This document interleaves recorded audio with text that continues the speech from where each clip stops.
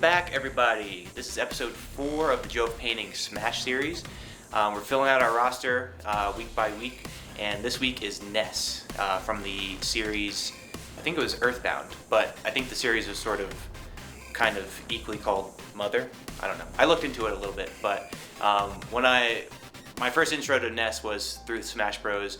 And I love the guy. I wasn't always good with him, but we clicked at some point in my Smash Bros. Career, and I'm really excited to be painting him today. So I'm finishing up this drawing, and we'll go ahead and jump in and get started, and I'll show you what I did for Ness. Alright, thanks. See you in a second. Welcome back to my little corner of the art world, or whatever you want to call it. Today we're painting Ness, which is awesome. I like playing as Ness. I'm either on fire with him, or just getting my ass kicked, falling off the map all the time. I'm gonna start with my biggest flesh tone pen. I don't know what they're gonna look like towards the end. I have an idea, but they kind of reveal what they want to be to me as I make them. So with the same as painting, I tried different shading tactics, and with ash, I kind of stuck to a more graphic and linear, shape-oriented painting. So this one maybe we'll venture into trying to blend some colors with these pens. Not every one of these paintings has to be the exact same. Sort of the appeal of this concept was that it's going to be awesome to see how the whole wall comes together. All the different styles. Each one's is a portal into that particular painting session. So yeah, I'm trying not to be afraid of mixing it up, doing some wacky stuff. So you can see I have his face there, and I did this with ash. I just filled this in. I covered up most of the line work and kind of sculpted a little more what I want his eyes and mouth and nose to look like. With ash, I just completely covered it and redrew it in later, except for his eyes. I left his eyes white. But yeah, for here, like his nose, that's something I can do later. Same thing with his mouth.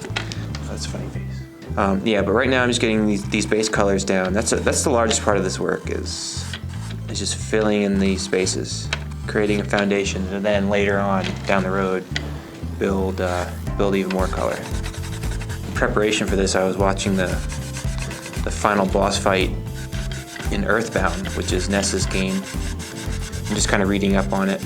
I haven't played it, but I'm familiar with it. It was an interesting concept.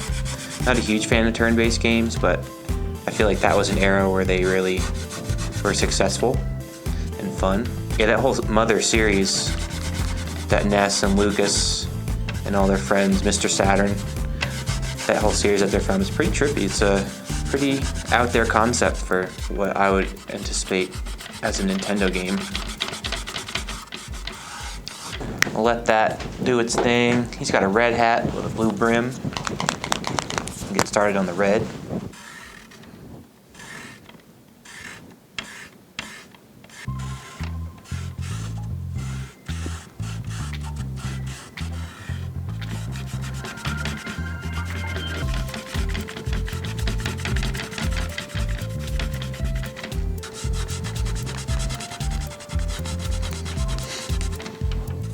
And when this paint is wet, it does just kind of move around on the canvas sometimes. Sometimes when I'm doing these pen strokes, it sticks, which is awesome. Other times, I hit like a little oil slick or something. I don't know what it is, but it just doesn't want to lay down. That's all right. What we do is we leave it alone, we let it dry a little bit. Oh, I forgot his ears. I'm gonna jump back with our peachy pigment here. Give his ears some TLC. About now, I think we might be ready to add a new layer to our first one.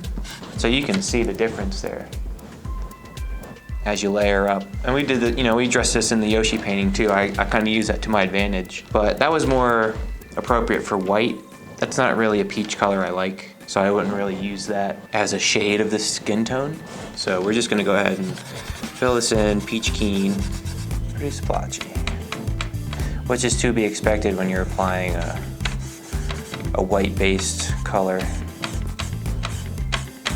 to a really dark canvas. All right, I'm gonna grab my blue.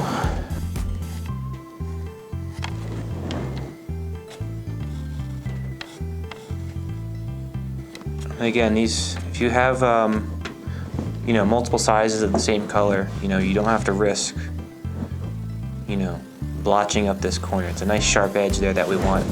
I'm just gonna save that for later for my smaller pens.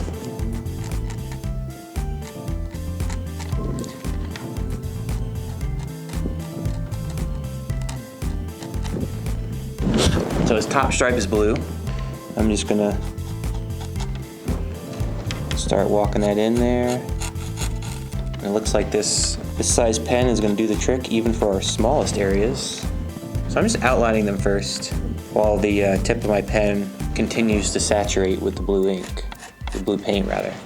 All right, so now the tip of my pen is saturated with paint because it was fresh. So now we're just gonna start filling in. And so this, you know, when I talk about using shapes and line more so than, you know, these really intense highlight and shadow gradients, this is what I'm talking about. These shapes, this isn't just a rectangle, it has some curvature to it, sort of alluding that there's some roundness there. And you definitely use that when you do higher scale paintings with more detail, but you can really fudge that along the way, whereas this is the bread and butter of the painting, so you really got to pay attention to how these shapes and lines constitute the entire composition, because they all tell a story. And just lay that in, much easier. Easier and quicker. I'm definitely gonna give Ness his blue aura, his light blue energy aura, the one he uses when he absorbs energy attacks. It gives him a little health boost. It'll fit the motif of that energy we've been applying to all of our characters so far. Oh, I just realized he has this little white dot on the very top. These Posca pens are perfect if you want to paint and, you know, be more illustrative on the fly. Like, you can carry these with you anywhere. Great just to have. They last a really long time. Jump down to my yellow.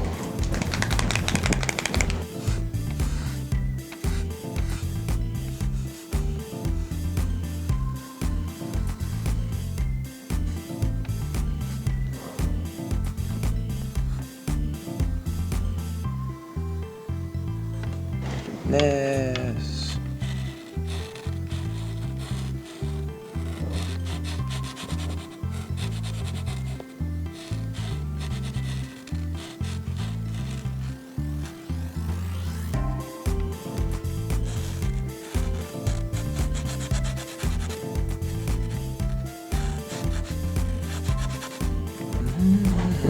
Here's my brown. I don't even know if I opened this one. I have. Cool.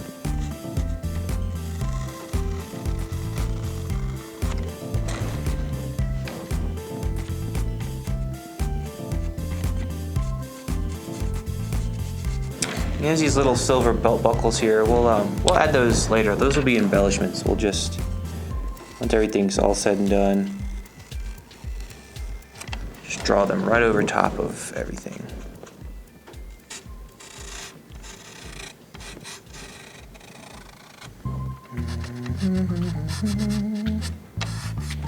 Dun, dun, dun, dun, dun.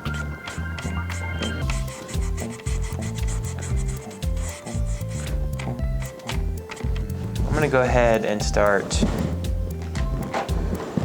putting in the black features, like his eyes and his hair.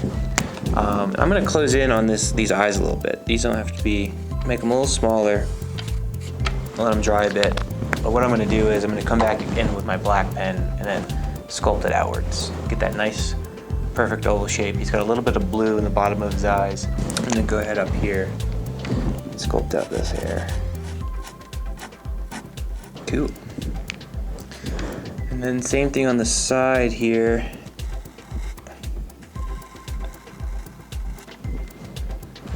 I might save most of that for my smallest size black pen just because a lot of room for error.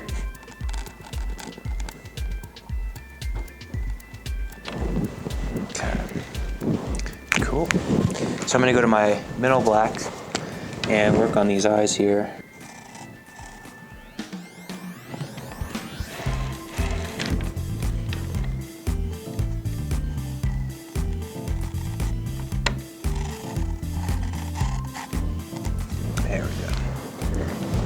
more like it. Sweet. So put down my smallest one for a second. I'm gonna come over here, start filling this in, and start trying to meet this eye in the middle. Make sure my widths on this one are consistent with that one. Perfect. So, visit my small black one more time and just work on this edge right here. Try to get that curvature correct. Now we can come in here and refine these edges a little bit. Let some of the blue kind of thread into the yellow and vice versa, just to create a shirt or a fabric kind of texture. And my yellows here could use a little touch up. Something we can revisit throughout the painting process. And so for these yellows, I am sort of using that tactic I used with Yoshi with the white on the black and layering, getting those different opacities. Loosely incorporating that into touching these up, making those splotcher areas look a little bit more intentional. Again, to show dimension and highlight and shadow.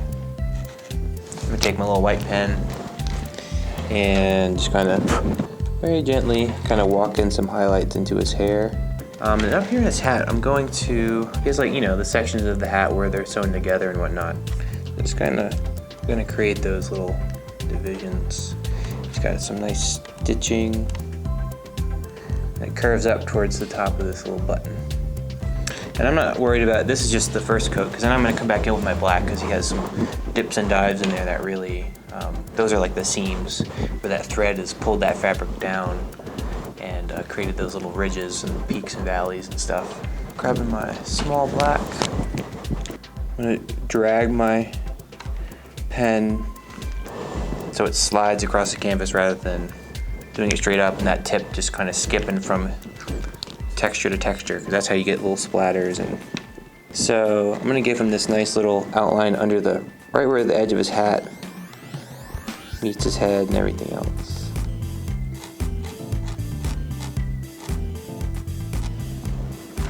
It's pretty cool, I like that. And then maybe we'll just keep walking it. Maybe follow that curvature that you just established with that line. I have my lighter blue. I'll just kind of pepper that in a little bit. Same kind of technique. I like this texture. It's kind of making them look, giving them a specific kind of style. I'm going to jump down to my smallest, do some finer little dot work there.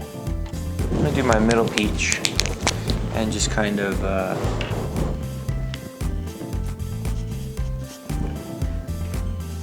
lighten up this leather bit.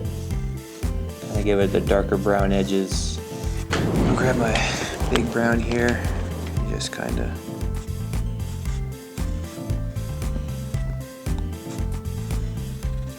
and it's got a little bit of shadow here, so I'll start it a little lower.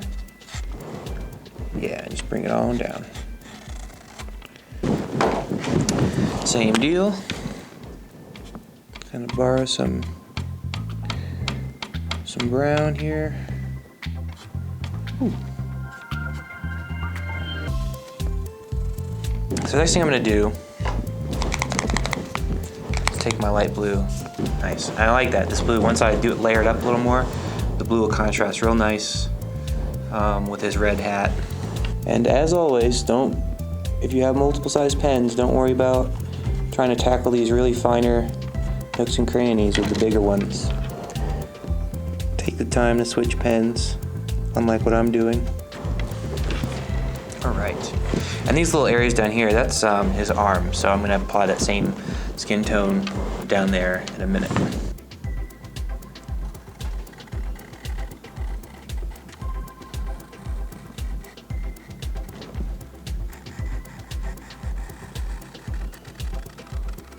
So I'm gonna grab my smallest of that lightest blue and just come in here and sculpt in these empty spots. Maybe give a little extra form to my leather strap here. See, it's kind of hard for me to do these paintings because I love listening to music while I paint or draw or whatever. It helps me get in the zone. But some good, just like awesome, chill, ambient, amazing music. Check out Laika Come Home. It's like a remix of Gorilla's first album. One of my favorite albums of all time. But good music, just it keeps you surfing that creative wave. I'm just gonna grab my little black pen here.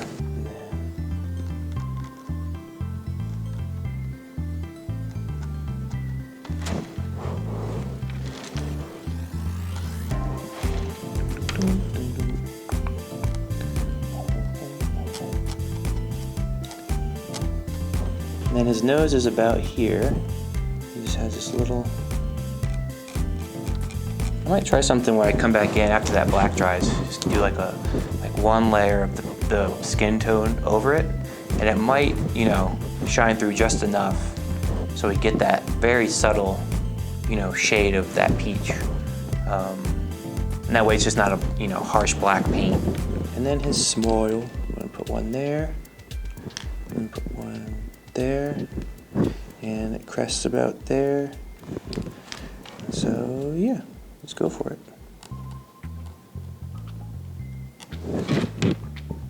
Ness.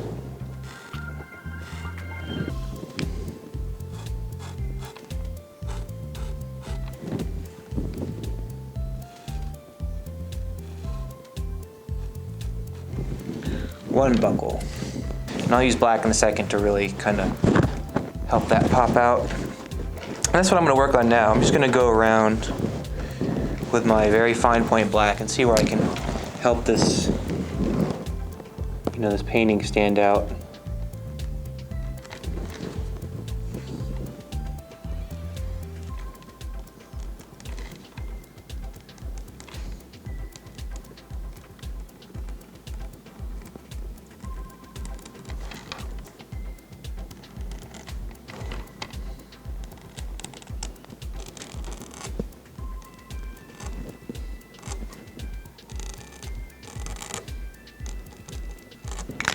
Alright, let's put that little theory to the test. Black is dry. Alright, let's see. Oh, that covered it right up.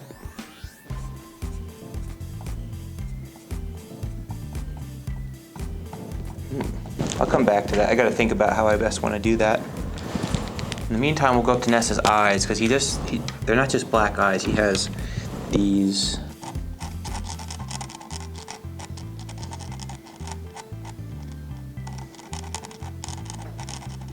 I say start big with that rim, and then you can always sculpt away more, adding more blue. But luckily our black is what we would use to sculpt it back away. So, you know, it's not a big deal if you encroach too much on this black rim, you can come back in with the black and very easily turn it to normal. Got a fresh brown here. We use this on our mouth and our nose. So we'll come in and do that same sort of deal. Just right over the black. Very gently. Just kind of dot it, line it in there. Create the shadow of his nose. I'm just going to jump down here and just fill in these little arms. Booyah! I'd say, aside from the outer energy part, we're pretty much done. I mean, his face can use a couple more layers of this peach tone in some areas. But otherwise, I think we're wrapping up. I'm gonna take my tiny light blue, and get started on this. This is one of my favorite parts of the whole paint job. So I kind of do what I'll do, rather than just going. I mean, you could just go, but I like to have like a center of mass here and work out from that center point. So what I'll do is make my lightning sound effects to help me make lightning. And make these little branchy arms and, you know, have them connect and stuff.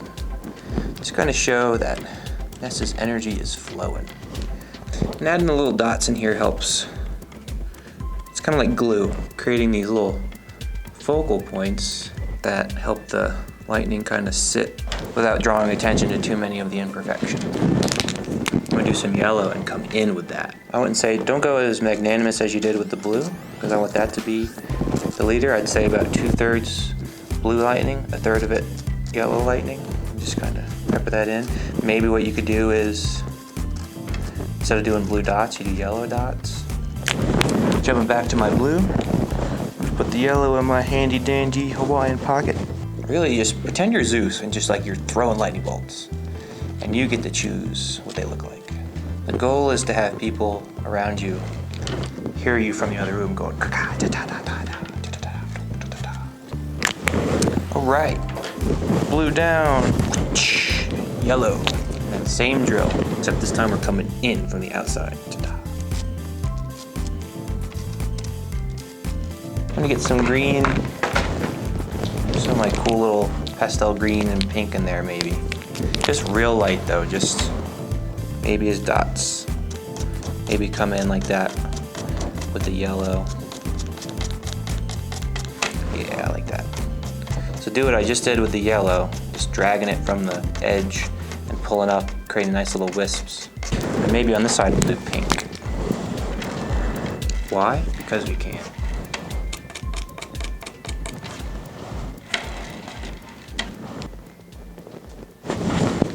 Alright, there you have it everybody.